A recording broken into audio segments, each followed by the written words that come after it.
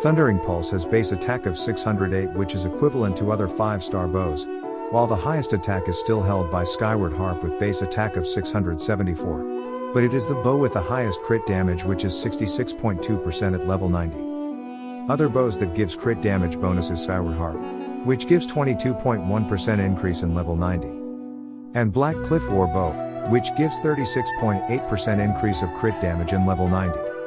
I will also need to mention about Rust, because like Thundering Pulse, it also increases normal attack damage. Rust increases normal attack damage by 40% in Refinement level 1 and up to 80% in Refinement level 5.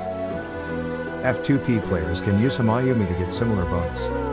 Yoimiya increases normal attack damage by 16%, and charged attack damage by 12% in Refinement level 1, and up to 32% for normal attack damage, and 24% charged attack damage in Refinement level 5. When energy is full, the attack bonuses will be doubled. I mentioned Refinement level 5 here, because both Rust and Yoimiya are 4-star weapons, which can rather be easily gained and refined, compared to a 5-star weapon. Here is the comparison of those 4 bows.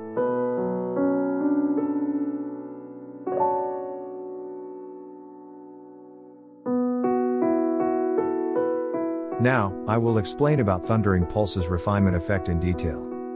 Thundering Pulse will give you 20% increase in attack permanently.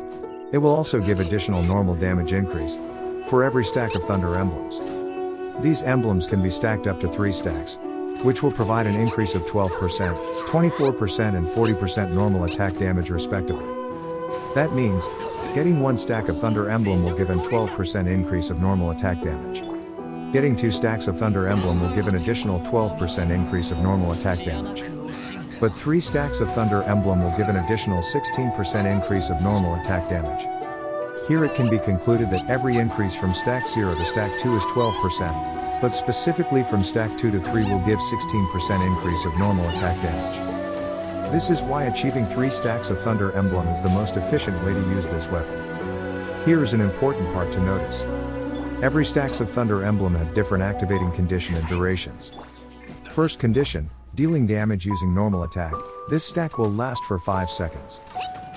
Second condition, casting elemental skill. This stack will last for 10 seconds.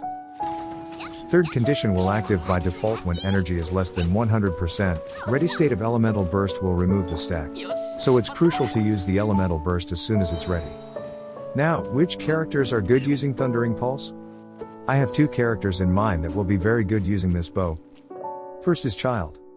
Short version explanation is because he can easily trigger Thundering Pulse's 3rd stack.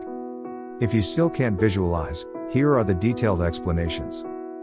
To maximize the stack effect of Thundering Pulse, you have to fulfill the 3 aforementioned conditions, and those conditions are actually already in line with Childe's combo. Let's say you don't have burst ready at your disposal. That means you have 1 stack already, and even if you have your burst ready to use, you can just use it every time you want to hit enemies with your maximum stack effect, as example when you are fighting boss enemy. Childe's main damage is from his melee stance, which is an elemental skill, so that using his 2nd stance will automatically trigger the 2nd and 3rd stacks.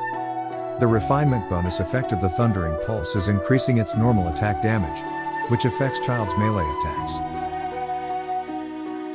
Next is Yoimiya. Since Thundering Pulse weapon banner comes out together with Yoimiya banner, you can already guess that it will be good for her. Here are 3 reasons why.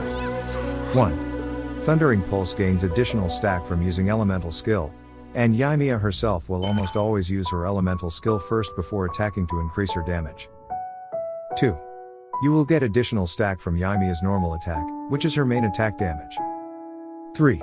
Her burst will always be used because the biggest damage of Yoimiya come from her displays, so it fulfills the condition for the 3rd stack, which is energy may not be full. To increase the effectiveness of Yoimiya, we also need to discuss the best elemental reactions for her, which is Melt and Vaporize. These 2 elemental reactions benefit Yoimiya as an enabler or trigger. Melt is reaction from Cryo with Pyro and will cause 200% damage if Pyro is the trigger. For this elemental reaction, a Cryo character who can cause a long duration of Cryo effect is the best. For example Genshin. Her 15 seconds burst duration will give Yoimiya enough time to carry out further attacks and take advantage of Melt's reaction.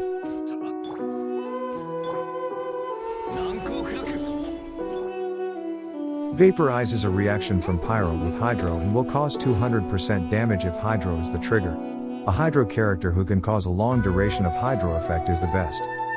Like Xinqiu, his 15 seconds burst duration will give Yoimiya enough time to carry out further attacks and take advantage of Vaporize's reaction.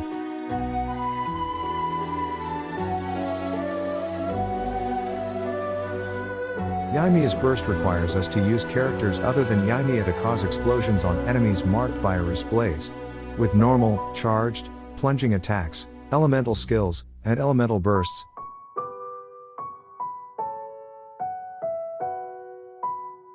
So generally we have two options.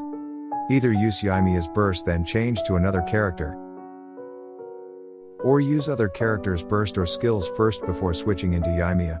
You can only use skills that do not disappear when switching character. Enemies hit by a wrist blaze will trigger explosions, dealing AoE of 307.8% pyro damage every 2 seconds at level 15 counted from Yoimiya's percentage of damage. That's why we need to first reach the maximum stack effective Thundering Emblem.